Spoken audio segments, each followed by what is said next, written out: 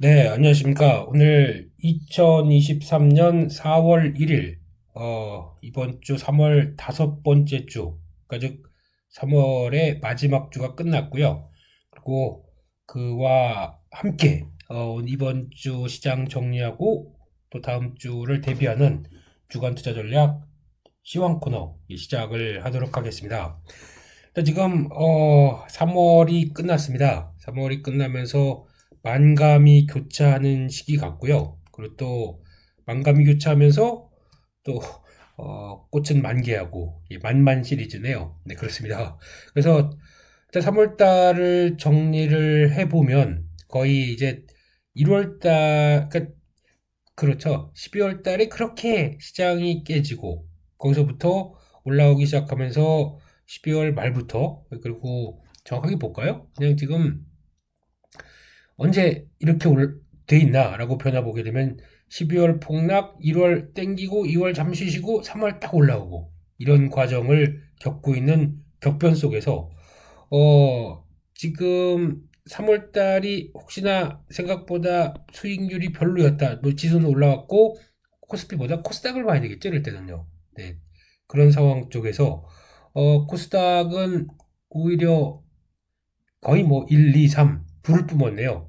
이때부터 여기까지. 그래서 어 그럼에도 불구하고 3월 달이 생각보다 수익이 안 났다. 뭐 저희 종목들도 괜찮은 종목들도 많았지만 특히 이제 3월 마지막 때다 보니까 흔들린 종목도 있었는데 결과론적으로 1월 달에서 3월 달까지 절 재미가 없었다라고 하게 되면 일단은 첫 번째로 예, 약간 자기 계좌 반성 이런 건 좀 해봐야 될 것 같아요. 왜냐면은 이게 아마 못 따라오셨다고 하게 되면 반성이라고 볼까? 네, 포트폴리오의 운영에 대해서 좀 고민이 필요합니다. 왜냐면 아마 보통의 그러니까 새로운 신규 자금으로 이걸 끌어갔다라고 하게 되면 오히려 지금 계좌가 많이 벌었어야 됐을 수가 있죠. 근데 만약에 그게 안 됐다고 하게 되면 어떤 변화가 나왔냐면 기존에 갖고 있던 종목들을 아직 한 7, 80% 정도 비중을 갖고 있는데 나머지 한 20% 가지고 에이 안 되겠어. 지금 움직이는 섹터 종목 사보자 라고 하다 보니까 요거는 큰 변화가 없는 채 이걸로 움직이다 보니까 돈은 번 것 같긴 한데 계좌 전반적으로는 크게 나아진 건 없는 것 같고 이쪽은 움직인 건 없고 오히려 약간 뭐 더 빠졌다든가 이거 아시죠? 이쪽에 안 가는 종목들은 요즘 죽어도 안 가는 거. 네, 이쪽이 대부분의 포지션을 차지했다든가 그러면 열심히 매매한다고 매매해서 들어왔는데 계좌는 큰 변화가 없는 것 같고 그러면 그날은 나 충실했어 라고 보는데 3월달 딱 결산해 보니까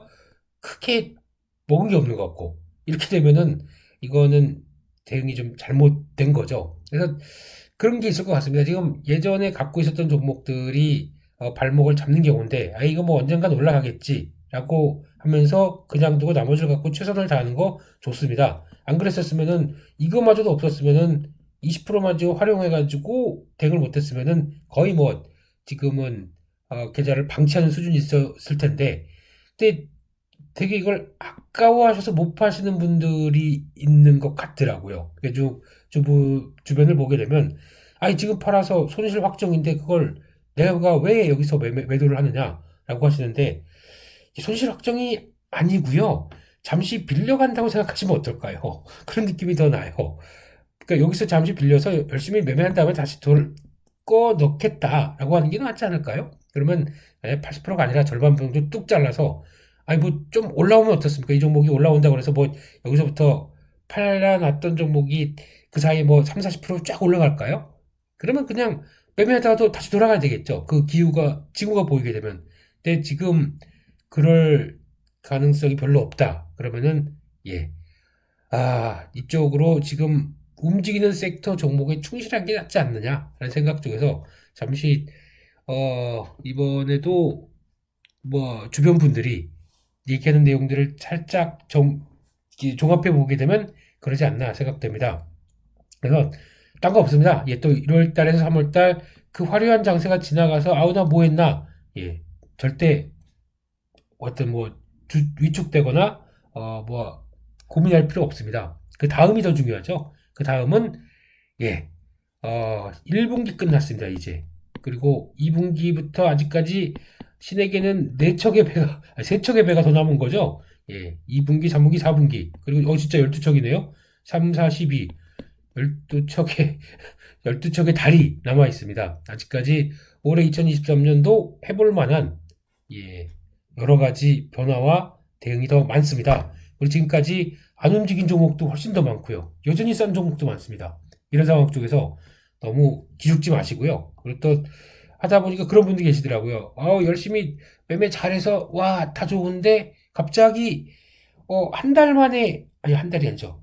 한 일주일 만에 수익률을 우르르 어떻게 보면 안 좋은 쪽에 베팅을 해서 나 이거 한두 달 벌어놓은 거 또 이번에 다 까먹었네 라고 해서 되게 위축되시는 분들도 있더라고요. 근데 너무 걱정하지 마십시오. 지금 원본이거나 그냥 원본이거나 아니면 또 약간 손해를 봤거나 여러 가지 좀 예상보다 좀 부진했던 분들 위축되지 맙시다. 네. 저희가 열심히 같이 또 뛰고 길을 찾아가면서 대응하도록 그렇게 하도록 하겠습니다. 네, 힘내시고요. 4월달도 저희 화이팅입니다. 네, 그래서 지금 먼저 해야 될 거는 시황은 솔직히 이번에 뭐 그렇게 많이 볼 필요는 없을 것 같아요. 시장이 턴에서 자리를 잡아가는 모습들이 나올 것 같기 때문에 중요한 것만 체크하고 두 번째 종목과 섹터의 시간 이걸 또 좀 강조를 드려야 될 것 같고요. 또 하나 미리 살짝 보게 되면은 이번에 IRA 관련된 쪽이 거의 확인이 됐는데 양극재, 묵재, IRA 보조금 다 주는 걸로 나와 있고 국내 업체 이번에 이걸로 보게 되면 또 국내 업체들 괜찮습니다. 한국에서 생산된 것도 제가 알기로는 광물에 여기 나오네요. 이거 한번 체크를 해볼게요. 이거는 중요한 내용이기 때문에 그래서 또 지금 핵심 광물, 그러니까 배터리 부품은 50% 이상, 핵심 광물은 30% 이상, 한국이나 일본이나 EU나 동맹국 쪽에서 생산해도 보조금 준답니다. 그래서 요게 핵심으로 봐야 될 것 같고요. 네, 그리고 자세히 보게 되면은, 어, 지금 뭐 이렇게 딱 구분하는 거, 이건 예측을 했던 부분들이긴 한데, 이렇게 되면은 한국에서 제조하는 양극재 목적도 가능하다 그러면 이걸로 가장 수혜를 보는 건 굳이 미국 공장 쪽으로 진출해서 거기서 양극재 목재를 확보하지 않아도 된다. LNF가 가장 수익이겠는데요. 네, 이런 것도 한번 체크를 해보고 봐야 될 것 같아서 이거는 뭐 이제 예상했던 부분이고 예상했던 변화입니다. 그렇기 때문에 그런 거 일단 갑자기 또 정리하는 관점에서 한번 보시는데 네, 그래서 이 부분은 뭐 계속 또 얘기 나오겠지만 다음 주 월요일 날도 아마 이렇게 2차전지 쪽은 그렇게 쉽게 빠질 것 같진 않아요. 쉽게 빠질 것 같진 않은데 워낙 피로도가 높은 상황이다 보니까 거기서에 대한 시장 반응들이 계속 약간 좀 확산으로 탈피로 나가려고 하는 것 같다고 봐야 될 것 같고요. 그렇습니다. 그래서 지금 미국 시장 오늘 이제 오늘 아침이죠. 예, 저희 일은 오늘 새벽에 끝난 상황으로 보게 되면 또 쫙 하고 올라갔습니다. 한번 다 볼까요? 다우 지수도 일봉에서는 거의 바닥 만들고 이제 완전히 200일선 턴하고 S&P 500도 턴하고 나스닥은 더 먼저부터 턴에서 이제 시점 고점. 그러면 자리를 보게 되면 이게 주봉으로 한번 보겠습니다. 어, 여기서 되게 무진장 고생했다가, 그리고 여기서 이제 출렁임이 나왔던 게 그거죠. 그, 은행 사태 나왔음에도 불구하고 잘 돌릴 수 있겠다라고 하는, 만약에 이게 없었으면 여기서, 주봉상에서 그 55일선에서 그냥 왔다 갔다 하면서 이제 스슥 하고 터는 모습들, 기간을 어느 정도 소화해내는 모습들, 이렇게 나왔겠죠. 그렇게 되면은 지금 관점에서는 다음 저항대, 여기가 보이는데요. 이게 13,000대 정도 여기 라인들 여기까지는 시도를 할 수가 있겠죠. 직전 고점대와 이런 라인들 그렇게 되면 지금 나스닥도 그렇고 미국 시장도 대부분 이런 자리들이 들어올 수 있겠다라고 보게 되면 한국도 이제 코스피와 코스닥이 좀 차이가 있어요. 아까 주봉으로 보게 되면 코스닥은 먼저 이만큼 자리까지 들어왔습니다. 그러니까 지금 들어오는 자리가 850선 자리가 그러니까 지난번 저희가 하락했던, 그러니까 이게 지금 코스피가 2500, 2600 요 자리잖아요. 여기를 먼저 도달한 겁니다. 그렇게 되면은 아마 속도 조절이 코스닥은 먼저 빠르게 올라왔기 때문에 잠깐 속도 조절 때문에 더 강하게 가기는 좀 어려울 수가 있는 상황들이고요. 다음 저항대로 들어가려면 거의 890대 여기 자리인데 이 정도까지 들어오려고 하게 되면 먼저 여기까지 들어가겠을 때 그럼 여기가 한 코스피 기준 한 2600 넘어가는 자리거든요. 그걸 먼저 시도를 하겠느냐? 이거는 조금 모를 수 있겠다는 쪽이다 보니까 코스닥은 지금 주봉상의 속도 조절이 들어와야 될 필요가 있는 자리라고 봐야 될 것 같고요. 그러면 코스닥이 강하게 움직이기보다는 약간 고민 정체 쪽으로 나와야 될 것 같고 코스피는 다시 한번 보게 되면 주봉상으로 보는 중입니다. 코스닥이 먼저 강했고 먼저 많이 빠졌고 했다가 들어온 자리. 코스피는 좀 차이가 있잖아요. 코스닥보다. 이제 막 어려운 자리 쪽을 돌파를 해서 살짝 고개를 들어놓고 들어오는 자리. 그러면 여기가 이제 2600선이죠. 아까 미국 시장에 의미 있는 자리와 한국 시장에서도 의미 있는 자리. 한국은 이제 2500이 문제가 아니라 2600을 시도하는 자리 쪽으로 들어온다라는 쪽에 무게를 두게 되면 지금 시점점에서는 그러면 저희가 1, 2, 3월 달은 코스닥 중소형 쪽으로 들어가게 되면은 지금은 차이가 나겠는 거겠죠. 이쪽은 약간 주봉상에서 먼저 올라와서 좀 쉬는 쪽이 필요한 상황들. 코스피는 아직 조금 더 가야 될 모습들. 그러면 코스피 쪽에 대한 종목들이나 섹터 쪽이 좀 더 코스닥보다는 코스피에 가까운 경기 민감주, 대형주에 가까운 섹터들이 훨씬 더 올라오겠다라고 정리를 할 수 있겠죠. 그러다 보니까 지금까지는 이쪽에 많이 움직였으면 그렇다고 이게 하락이 아니죠. 그냥 못 가는 것뿐이죠. 그러면 거기서 종목들의 흐름들도 또다시 여러 가지 나올 텐데 하지만 추세와 함께 움직이는 종목들의 흐름은 코스피 쪽이 좀 더 무게를 둬야 되겠다라는 쪽으로 바라봐야 될 것 같고요. 그게 이제 다음 주에 해야 될 그리고 또 종목들을 추종해서 따라가야 될 그럴 변화로 보시면 될 것 같습니다. 항상 시장에 좀 트렌디하게 맞게 제가 움직이죠. 그래야 살아남습니다. 그냥 쭉 처지면은 절대 못 움직이더라고요. 그리고 또 아유 모르겠어 못 따라가겠어 몰라 하고 나는 순간 이제 트레이더가 아니고 방치형 트레이더가 됩니다. 방치가 트레이더가 되나요? 네, 방치하게 되면 그냥 끝입니다. 예, 그거를 방지하기 위해서 계속 시장 맞춰서 보강하고 따라가지고 그게 저희의 역할이다 보니까 저 역할이에요, 저 역할. 예, 저희도 같이 가야 되겠죠. 그렇게 하는 게 맞겠다라고 봐야 될 것 같고요. 그렇습니다. 그래서 이렇게 보고 이제 또 저희 지표들 점검하는 거 있죠. 그것들 한번 계속 또 확인해보고 말씀드리게 되면요. 네, 먼저 달러 변화입니다. 달러를 보면서 이제 지난주에 말씀드렸던 게 급격하게 갑자기 이제 105대, 104대 시도하던 게 흔들리기 시작한다. 그러니까 이 기조로 가게 되면 그거죠.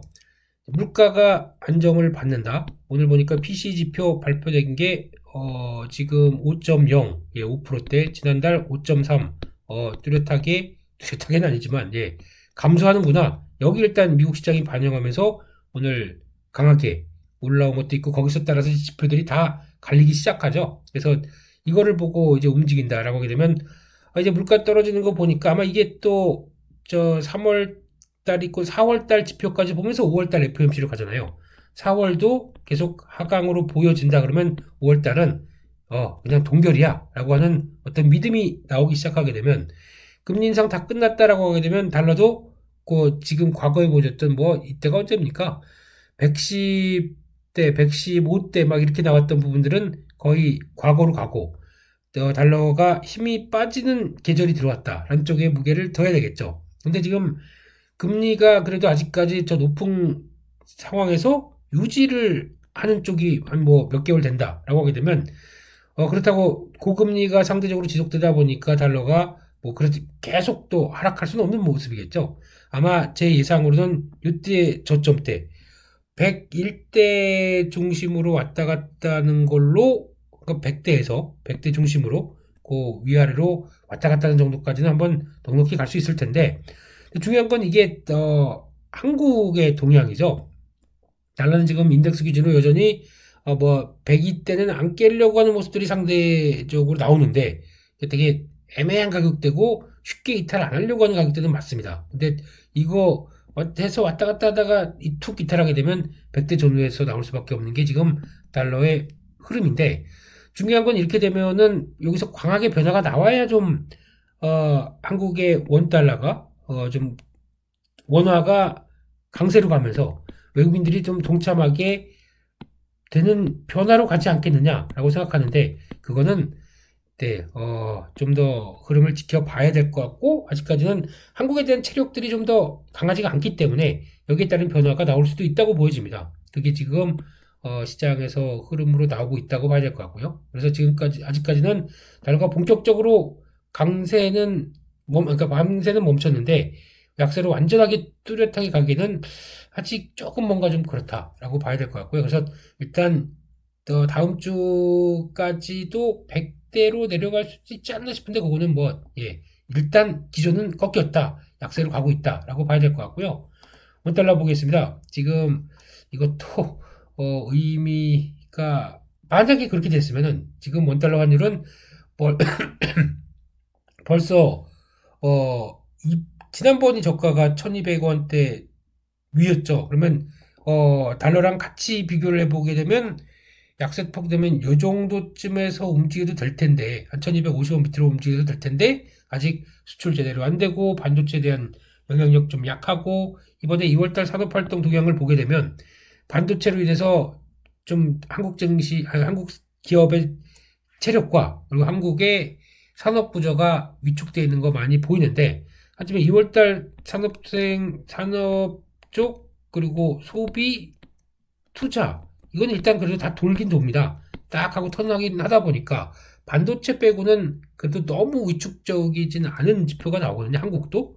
근데 그러면 뭐합니까? 저희는 반도체가 열일을 하고 있는 건데요. 뭐. 그래서 반도체 반영된 지표로 보게 되면 역시나 2월 달도 별로입니다. 그리고 이제 1분기도 별로입니다.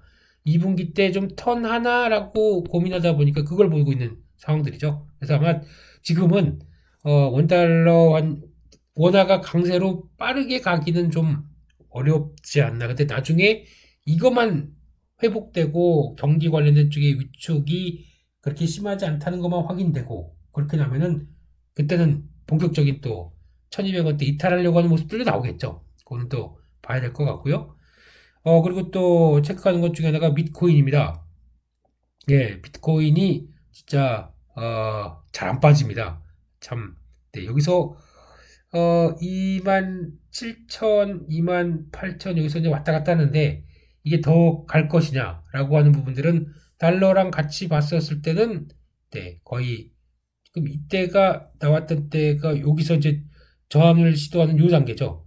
다음 자리는 32,000까지는 또 열려 있네요. 네, 아이고 아까워라. 네, 그거는 그런 것 같고요. 그냥 뭐 지금 자리는 또 에너지 소화하고 다음 자리로 가려고 하는 국면들인데, 달러가 꺾이면서 또 이제 금리가 전망이 그러면서 한번 또 갈 수 있겠다라는 쪽에서 한번 지켜보겠습니다. 근데 이게 만약에 제가 셀린 메이라고 하는 관점을 갖고 있지 않다라고 하게 되면 비트코인도 좀 적극적으로 붙어볼 것 같아요. 근데 그때도 위험자산 쪽은 아무래도 타격을 받을 가능성이 높기 때문에 그걸 생각한다 그러면은 무조건 또 가격 그렇더라고요. 그래서 그런 거 한번 또 체크해야 될 것 같고요. 변화 한번 보겠습니다. 그리고 지금 또 금리는 뭐 이건 뭐 특별히 볼 것 같고요. 10년물 국채 금리도 이제 안정권으로 서서히 들어갑니다. 은행 쪽에 대한 여러 가지 타격들 나오면서 참 그랬었다. 이제 약간 과거형으로 가고 있죠. 지금 자리 보게 되면 어, 데이터 과거 역사적인 상황은 뭐 이건 볼 필요가 없죠. 예, 근데 어, 최근에 1년간 데이터를 본다고 하더라도 딱 요 자리. 그러니까 즉 더는 가지 못하고 여기서 왔다 갔다 하는 자리 쪽에서 기다리고 있는 자리들 보게 되면 마찬가지로 지금도 3.5대에서 크게 변하지 않는 상황 쪽에서 더는 안 밀리려고 그래요. 올라가는 것도 없습니다. 약간 골디락스 같은 느낌이죠. 그러니까 여기서 만약에 주식시장을 끌어올리는 가장 좋은 조건은 여기서 아마 지금 다시 4%대 가면은 또 나스닥 조정 나올 수밖에 없겠죠. 요 정도, 그러니까 지금 박스권 요 정도, 이 정도 쪽에서 약간 이제 수렴해 가면서 좀 점점 그 자리를 만들어가는 현상. 이게 확인되게 되면 가장 좋지 않을까. 그리고 특히 4월달, 5월달까지는 금리와 관련된 이슈나 이벤트가 그렇게 크게 없기 때문에 게다가 지금은 그렇다고 여기서 확 빠지게 되면은 와 경기 안 좋아 급등하게 되면 또 물가가 올라가네 이런 상황이 되다 보니까 되게 애매한 구간 쪽에서 서서히 이거 채권 시장의 안정을 가져오는 게 더 중요하지 않을까 하는 쪽에서 금리 관련된 변수는 아직은 좀 어떤 이슈와 함께 모멘텀이 막 커질 거는 별로 없다고 봐야 될 것 같고요. 여기서 이제 중요한 거는 또 시장에 뒤흔들 만한 악재 그게 뭐냐 또 금리를 그렇게 올렸는데 또 나오는 변수 쪽에서 뭔가 터지는 거 이번에 뭐 찰스 슈왑이 어쩌고 저쩌고 뭐 이건 이제 저희가 얘기하는 순간 찰스 슈왑이 위험하다라고 인식하는 순간 이거는 악재가 아니죠. 그렇게 보셔야 되겠죠. 악재가 아니라 조심할 필요도 있지 않을까 뭐 이런 쪽으로 나오게 되면은 그거는 악재는 아니라고 봐야 될 것 같습니다. 항상 악재는 모르는데 뒤통수 팍 치는 게 악재겠죠. 그런 상황으로 보면은 그냥 그렇다라고 해서 안정을 기원하면서 바라보는데 자리도 그렇죠. 밀리지는 않을 것 같고 또 올라가기는 버겁고 이런 자리 쪽에서 요거 한 달만 일해줬으면 좋겠다. 그러면은 더 낫지 않을까요? 이렇게 바라보고 있고요. 상품 시장 보겠습니다. 좀 이쪽이 변화가 들어가고 있는 게 저희가 이제 구리 가격들 많이 체크하자고 보고 있죠. 왜냐면 경기 민감 종목들 매매할 때는 또 중요한 변화다 보니까요. 지금은 딱 자리가 왔다 갔다 하다가도 이걸 뭐라 그래야 될까요? 그러니까 추세를 전환시키려고 하는 모습이죠. 이렇게 되면은 최근에 나오는 중국에서 이번에 PMI 지표 발표되면서 나왔던 변화를 봤었을 때 이제 여기서는 지지를 했고 밑에는 지지했고 이제 턴합니다. 주체가 들어오고 여기 딱 들어오는 자리 쪽에서 이제 약간 벗어나려고 시도를 하고 있고 이걸 많이 봤었을 때 구리만 보게 되면 특수한 경우가 전기차나 아니면 이 신재생 에너지 쪽이 뭐 확보가 되다 보니까 전선이나 그거 관련된 뭐 구리의 전기의 이동 물질로 많이 쓰는 거지 않습니까? 그래서 수요가 많다라는 쪽으로 보는데 더 중요한 거는 많이 중국 쪽 보고 있고요. 이번에 PMI 지표를 확인해 보게 되면 턴하는 게 확실히 좀 턴했다는 게 느껴지겠죠. 그래서 이거를 아예 그냥 가서 볼까요? 지금은 구리 가격은 이제 시도를 하는데 지금 중국의 경제 지표 저희는 이게 더 중요하죠. 차이시는 아직 안 나왔죠. 제조 PMI 한번 볼게요. 예전에 관방성. 네.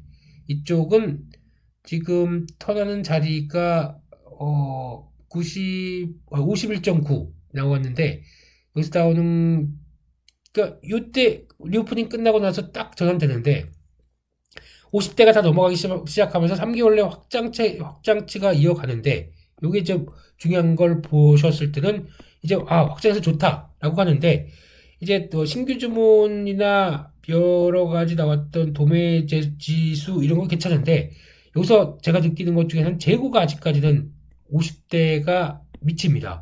재고 쪽이 많다는 얘기겠죠. 그리고 또 부동산 이쪽도 아직까지는 관련된 쪽 지표들은 좀 위축돼 있고 거기다가 그거죠. 실업률 같은 경우도 아직까지 돌아가지 못하고 그러니까 일단 막 기지개를 피는데 전방 쪽에 나오는 쪽들은 아직 그렇게 썩 좋지 못하다라고 하게 되면 요거까지 돌아야 변화가 나오기 시작하겠죠. 그래서 그걸 봤을 때는 아직은 완전하게 들어오지는 않겠지. 그러다 보니까 이게 확장세로 쭉 가는 게 아니라 살짝 돌렸다가 확인하고 들어가는 이런 상황이 아닐까. 물론 제조업 지표 가지고 그 큰 나라 걸 다 따지고 있나 싶긴 한데 그게 제일 중요합니다. 이게 확인이 되다 보니까 그러면 경기 민감주들 움직이고 거기서 나오는 원자재 가격들 변하고 그렇게 되겠죠. 그래서 지금 그런 쪽에서 구리벅 원유 유가도 보게 되면 제가 지난번에도 말씀드렸죠. 유가 쉽게 안 빠진다. 안 빠지네요. 반등합니다. 이때를 근데 만약에 그건 봐야 될 것 같아요. 박스권인 줄 알았는데 박스권의 밑에까지 확 확인합니다. 그럼 그 여파 가지고 여기를 돌파를 할 수도 있습니다. 이렇게 되게 되면 이거는 조금 좀 다른 문제겠죠. 유가가 80달러대 이상까지 들어왔다라고 하게 되면 시장이 어떻게 반응할까요? 네. 이거 그러면 물가가 또 올라가네. 금리 또 올려야 되는 거 아니야? 라고 또 해석할 수 있습니다. 그러다 보니까 아직은 박스권 안쪽에서 70달러대 요 위쪽에서 움직이는 건 제일 좋은데 아니면 그런 경우가 있겠죠. 차라리 고점의 이런 추세를 봤을 때는 거의 이제 마무리가 되다 보니까 많이 올라와요. 이 정도야. 라고 하게 되면 뭐 77달러 대 여기서 또 꺾여주는 이런 상황이 꺾여주는 것보다 안정받는 70달러 대 밑으로는 제가 말씀드린 게 그거잖아요. 미국 행정부가 그 셰일 가스, 셰일가스나 그리고 또 셰일 오일 업체들한테 약속한 게 이 정도는 내가 지켜주겠어. 그래야 너희들이 생산할 거야 라고 했던 부분들이 암묵적으로 통하는 WTI 지수가, 가격대가 이 정도쯤 됩니다. 그렇기 때문에 아마 이쪽에 대해서는 크게 훼손되지 않겠지라고 보는 게 맞을 것 같고요. 그래서 에너지 쪽은 유가가 밀린다고 하더라도 만약에 지금 저희가 테마라고 보기 그렇죠. 섹터나 종목들이 움직이 전이었다고 하게 되면 아마 에너지 이번에도 크게 같이 반응을 했었을 겁니다만 에너지 관련된 쪽은 지금 거의 관심이 없어요, 사람들이. 네, 무슨 에너지 쪽이야. 다 지금 로봇 AI 해야지 뭐 이런 성장률 쪽으로 2차 전지 해야지라고 달려오다 보니까 이쪽에 관심이 없어지는 거죠. 그래도 올해도 섹터 보게 되면 이쪽 계속 성장한다. 이거는 실적 시즌 가면서 또 발휘될 것 같고요. 유가가 이 정도까지 다시 올라와주고 실적 시즌에 이거 종목들 괜찮네 라고 하게 되면 네 실적이 받쳐주는 종목 쪽에선 당연히 반응이 나올 수밖에 없겠죠. 이런 거 한번 체크하시고 보셨으면 좋겠고요. 네. 어, 기조된 논리는 똑같습니다. 지금 공급이 늘어나지 않는데 수요만 가지고 이랬다 저랬다 가지고 유가가 본격적으로 하락하거나 그런다고요. 네, 그거는 아닐 수가 있겠죠. 네, 그런 거 한번 봐야 될 것 같고요. 그리고 지금 상하이 철강 선물 이것도 한번 잠깐 보시죠. 계속 또 포비든요. 근데 이거 접근이 안 되나요? 이거 지표들 좋았는데, 네, 안 보여지네요. 넘어가겠습니다. 네, 그렇게 보여지고, 상품 종합 시세 또 볼 필요는 뭐 이제 아까 구리와 유가를 통해서 확인이 되는 거다 보니까 그렇게 봐야 될 것 같고요. 네, 상하이 철강 선물 끌어왔습니다. 네, 지금 보게 되면은 한번 또 위축됐다가 살짝 또 돌아오죠. 이런 흐름으로 봤을 때 추이만 또 갖춰진다. 근데 이게 이제 성수기가 들어오기 시작하면서 나오는 추세적인 변화가 이렇게 나오는지가 제일 중요한데, 한때 요거 이렇게 다시 한번 주춤거린다 그러면 시장은 또, 아예 아닌가 봐. 그래서 빠져나가는데, 또 올라오기 시작하는 기조 맞춘다 그러면 경기 민감주 다시 영향을 받아서 올라가기 시작하겠죠. 그래서 그런 거 어떤 추이를 하나 본다는 관점 쪽에서 지금 딱 전환되는 모습들 괜찮다라고 봐야 될 것 같고, 그래서 구리나 이런 몇 가지 흐름만 본다고 하더라도 경기 민감주가 다시 한번 고개를 들 만한 시그널로 만들어져 있죠. 이게 또 중요한 변화 같고요. 게다가 또 요거는 시장 위험 지표들은 뭐 요즘 보는 것 중에서 별로 없고, 하이리 채권 스프레드 보면서 살짝 고민스럽지만 그래도 안정돼 있다라고 되는 상황 쪽에서 은행 리스크로 혹시나 빠르게 전환되는 모습들이 나오면 어떡하나 싶었는데, 예, 보시는 것처럼 이 안정으로 들어오기 시작합니다. 그래서 다행이다란 관점과 함께 지금은 쌍봉치고 내려왔네요. 네, 이런 위험 지표가 쌍봉치고 밑으로 빠진다. 좋은 거겠죠. 당분간 어떤 이슈가 나오기 전까지는 또 이 밑으로까지 내려오겠다 싶어서 아유 한숨 돌렸네 라고 볼 수 있는 또 하나의 신용 시스템 리스크와 관련될 수 있는 부분들로 해석을 해야 되지 않나 싶습니다. 그래서 거기까지 봤고요. 그러면은 지금 관련돼서 여러 가지 또 체크를 했고 그렇게 됐을 때 이제 또 하나 그것까지 맞아보죠. 미국 관심주와 종목들 체크도 한번 하죠. 그리고 특히 블로그에도 그거를 말씀하신 분이 계셨는데 아니 미국 종목에 대해서 왜 저희가 한국 증시하는 종목 하는데 미국 종목 얘기를 하시나요? 예, 제가 미국 증시를 커버하는 이유는 그겁니다. 한국의 종목이 없어서 한국에 적합한 섹터가 없어서 이것도 좋아 보이는데 한국 쪽을 대체할 만한 종목들로 찾는다는 게 가장 첫 번째고 또 하나는 매매를 해보시게 되면 아시겠지만은 미국 주식의 종목들은 대부분 실적과 앞으로의 성장과 성장 플러스 알파 그리고 실적은 당연히 좋게 나오면 그대로 반응 또 하나가 기업들에 대해서 배당 같은 경우 내가 올해 돈을 잘 벌잖아요. 배당 30% 50% 하는 거는 기본입니다. 그러니까 그러면 배당 성향이 그렇게 확 올라가다 보니까, 그러니까 배당 성향 자체가 일정하게 고배당 성향들이 상당히 많아요. 그러면 실질적으로 받는 배당도 상대적으로 확 높아집니다. 그래서 뭐 10%대, 뭐 15%대 나오는 배당들도 그냥 의외로 많아 버려요. 많아 버려요. 예, 많습니다. 이게 하나의 흐름이다 보니까 한번 관심을 가지고 조금씩 조금씩 해보게 되면 미국 시장에 대한 대응이 훨씬 더 한국에 없는 종목들 같은 경우는 우리나라에 없는 종목인데 미국에 딱 있어서 자리를 잡고 있다. 이런 건 해봐야 되겠죠. 에너지 쪽이 그런 게 많다라고 말씀드렸고 특히 전력 반도체 이건 한국에 전력 반도체 하는 회사 제가 보기에는 없어요. 그러니까 노력은 하는데 이게 상장돼서 이 회사로 딱 압축됐다. 없습니다. 그러다 보니까 저희가 그걸 쫓아서 그쪽으로 가서 지금 대응하고 바라보는 것들이죠. 그래서 지금 저희가 이제 미국 종목으로 구속된 쪽은 조금 많아졌습니다. 지금 탱커선이라고 하는 LNG 쪽은 역시나 계속 운반하고 LNG 운반선 운임은 쫙 올라가서 안 떨어집니다. 그러면 그런 쪽에 해당돼서 볼 수 있는 회사들이 여기 하나, 둘, 셋, 이 정도까지 돼 있죠. 그리고 노블 트랜스오션, 오션일 인터내셔널 이거 다 시추하는 업체들이고 그리고 또 로봇주도 된다고 로봇 예 하여튼 그렇습니다. 그리고 메탄엑스는 메탄올 관련된 쪽 배가 변하면서 메탄올을 그 천박의 이용 수단이 그러니까 연료 수단이 이제 메탄올 쪽으로 점점 급증하는 현상이 나오면서 이어지는 변화 이렇게 받고 있고 온세미컨덕터는 전력 반도체 이렇게 구성이 되어 있습니다. 이게 다 지금 한국 시장에서 이게 살 수 있을 만한 종목인가요?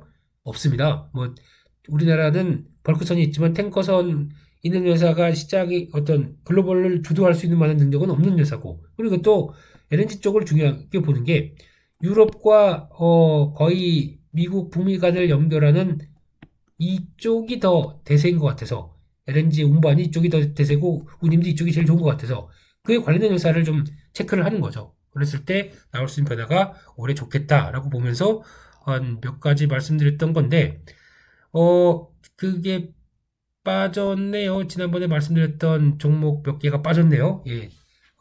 그래서 일단 뭐 요거만 갖고 일단 보겠습니다. 지금 보면은 55선 위주하고 있죠. 미국 시장도 저희 거 잘 맞습니다. 네. 그리고 유로나 타이거, 예, TK 탱커스 옆으로 횡보하고 유로나보 크게 밀리는 거 없고 그냥 딱 자리를 갖추고 있는 상황들이죠. 그리고 또 아마 그래서 유가 상승 기조 맞춰지고 천연가스 가격이 LNG가 올라야 운임이 올라간다. 이건 아닙니다.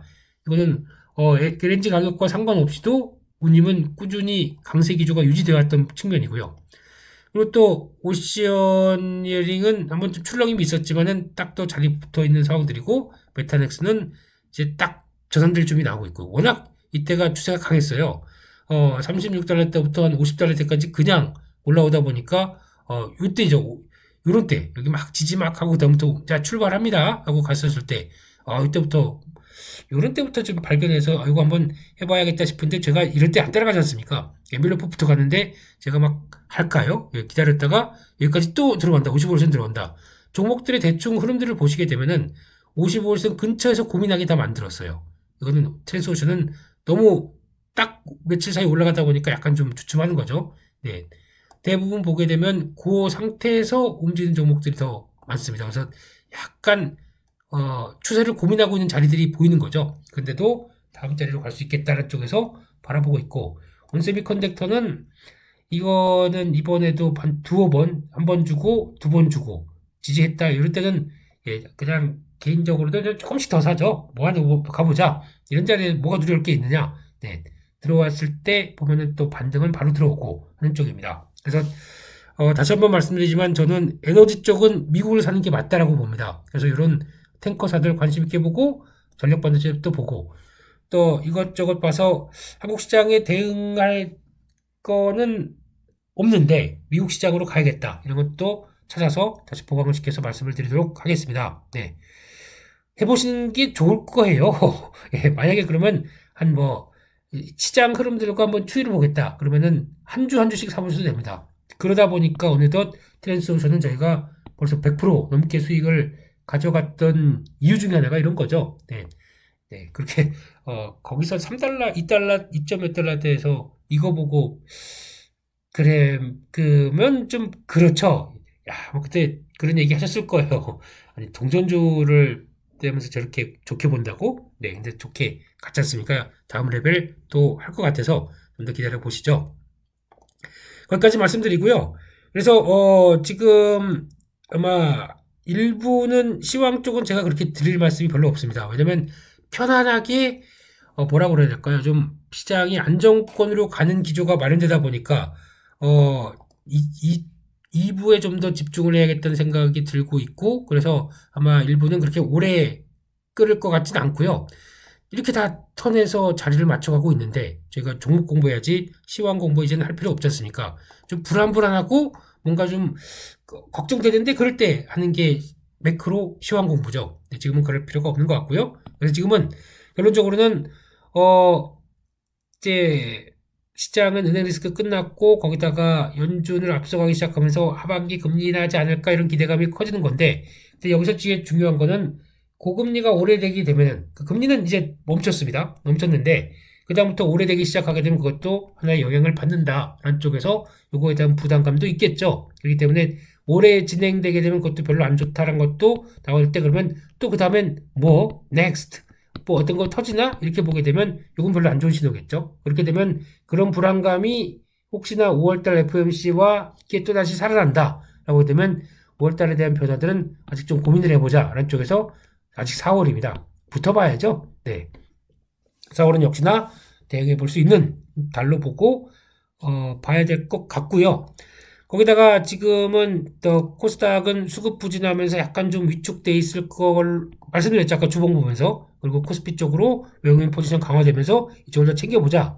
하지만 지금부터 봐야 될 게, 혹시나 지금 4월 달에, 그러니까 지금 시장은 또 계속 움직입니다. 그러면 사람들이, 계속 매매하자 그러면서 붙는데, 4월 달에 신용잔고가 제 기준으로 19조 대. 그러니까 즉, 아마 코스닥만 해서 한 10조 대 이상으로 올라오기 시작한다라고 하게 되면 이거는 부담입니다. 그럼 이거 그냥 또 두지 않을 것 같습니다. 양시장 합쳐서 19조, 코스닥만 10조 이상 나오게 되면 어허라고는 생각들. 그래서 아마 시장에 대해서는 제가 이건 계속 체크를 드릴 겁니다. 그래서 주식 비중에 대한 관리나 아니면 이 부분은 이걸 보면서 계속 체크를 해야 되겠죠. 신용장고요. 그래서 그거 한번 확인해야 될 것 같고요. 계속요. 그리고 또 섹터가 변화하고 있겠죠. 그러니까 지금까지는 섹터를 봤을 때 로봇 AI가 가장 먼저 지난 12월 달부터 1월 달 넘어가면서 그러니까 1월 달 로봇, 2월 달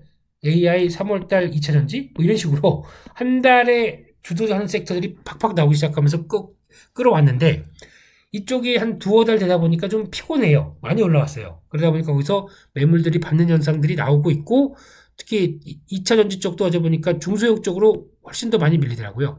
이게 왜 그런 현상이 나오냐면 중형급들 종목들 대형 쪽은 워낙 또 탄탄하다 보니까 좀 대가가 그렇다고 하더라도 중형급 쪽에서 기관이 이럴 한 1분기 정도쯤에서 좀 거의 정리할 거 정리하고 다 아웃 그리고 다음에 새 판 짜자라고 하다 보니까 매물 나오는 것도 상당히 많습니다. 그래서 오히려 중형급들이 기존의 주도주들이 영향받다 보니까 중소형주가 다 같이 영향을 받는 현상 이게 지금 3월 30, 31일 나왔던 거로 가로 보여지고 있고요. 여기에 타겟이 돼서 주가가 빠졌다. 중소형주가 여기서 같이 밀렸다. 너무 근데 기관이 매도를 주도하면서 갔다. 너무 크게 걱정하실 필요는 없습니다. 네, 그들은 항상 얘들은 이 모양이에요. 네, 그래야 그런 걸로 먹고 살았던 쪽이다 보니까 그렇게 보셨으면 좋겠고요. 그러면 이제 주도주는 특히 아마 로봇 A 쪽이 최근에 한번 쭉 밀려서 아유 고민이 많은데 라고 싶어도 한번 주도주는 이제 또 내려간다고 하더라도 많이 올랐으니까 이렇게 올랐다 이렇게 내려가는 거 있습니까? 없죠. 이렇게 올라오고 하다가 내려갈 때도 쭉 밀렸다가도 바로 그러니까 돌린 거 반등하고 밀릴 때 이렇게 반등하고 그 다음에 점점점 소멸되는 이런 단계죠. 처음에는 밀리게 되면은 계속 자리 들어옵니다. 그러니까 지금 아마 이번에도 이따가도 종목들 설명드릴 때도 저희 오픈 엣지 같은 경우도 한번 고점에서 쭉 밀렸다고 하더라도 그때 나오는 신호들이 분명히 있었긴 있었거든요. 근데 그렇다고 하더라도 이렇게 변환될 때는 한번 이거는 체크하고 대가는 게 맞겠다는 쪽에서 한 번에 안 꺾입니다. 또 정리할 기회도 주는데 그걸 또 너무 욕심을 가져야 되느냐? 그것도 또 다른 문제죠. 그렇기 때문에 그런 거 보시고 반등 시에는 또 이제 조절도 해야 되고 근데 단기적 낙폭이 과대가 돼서 와 저거 더 빠질 것 같아 투매가 들어온 자리 살짝 사봐도 됩니다. 오히려 이걸 저희가 이용하려고 만들어 놓은 게 엔빌로프나 55일선 이런 다음 단계들이죠. 한번 보시고 이따가 또 설명을 드리도록 하고요. 그리고 또 지금 기준으로는 섹터로 봤었을 때 아마 다음 반도체 쪽 당연히 시장을 끌려면 필요하겠죠. 자동차 의외로 강합니다. 강한 쪽에서 매수세 들어오고 그러면 자동차 부품주 쪽 계속 또 체크해 봐야 될 것 같고요. 근데 잘 갖고 있는데 고점에서 흔들리는 쪽도 있더라고요. 하지만 보유 계속 끌고 가고 경기민감주 철강, 화학, 소재 같은 종목들 이것도 다시 체크해야 되겠죠. 이거 아마 이따가 섹터에서 조금 더 보강시켰습니다. 이거 한번 보시고 같이 이어갈 종목들 체크해 가셔야 될 것 같고요. 근데 지금까지 반도체주는 그랬습니다. 이걸 올리려고 하게 되면 지수가 따라 올라올 텐데 고민이 많다 보니까 중소형 쪽으로 먼저 움직였는데 반도체 소부장이죠. 근데 이거를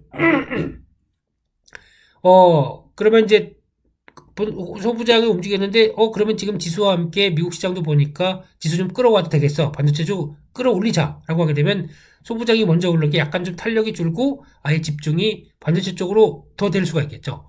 이렇게 되기 시작하는 변화가 나온다라고 하게 되면 좀 차이가 있을 수가 있습니다. 그래서 이게 중소형주가 가느냐 대형주가 가느냐 약간 고민하면서 왔다 갔다 할 수는 있어도 이 변화가 나왔을 때는 아무래도 지금은 약간 대형주 쪽으로 우위하게 가되 이쪽이 흔들린다 그러면 또 살 수 있습니다. 어차피 사이클 산업이다 보니까 이쪽이 강해서 이쪽은 그냥 아유 안 돼 라고 하는 게 아니라 속도가 차이가 있을 뿐 다 같이 갈 가능성이 높습니다. 그러니까 반도체 가면서 SK 하이닉스가 주도적으로 보되 이 소부장 쪽도 같이 연결해서 보는 게 더 좋겠다. 이렇게 같이 연결해서 봐야 될 부분이라고 생각됩니다. 그래서 결론적으로는 지금 이걸 좀 바꿔줘야 될 것 같아요. 그 포트폴리오를 좀 살짝 보강시키고 바꿔줄 필요가 있습니다. 그래서 기존의 종목반으로 보던 거 살짝 또 대응이 필요하다는 쪽에서 이따가 또 말씀을 드리도록 하고요.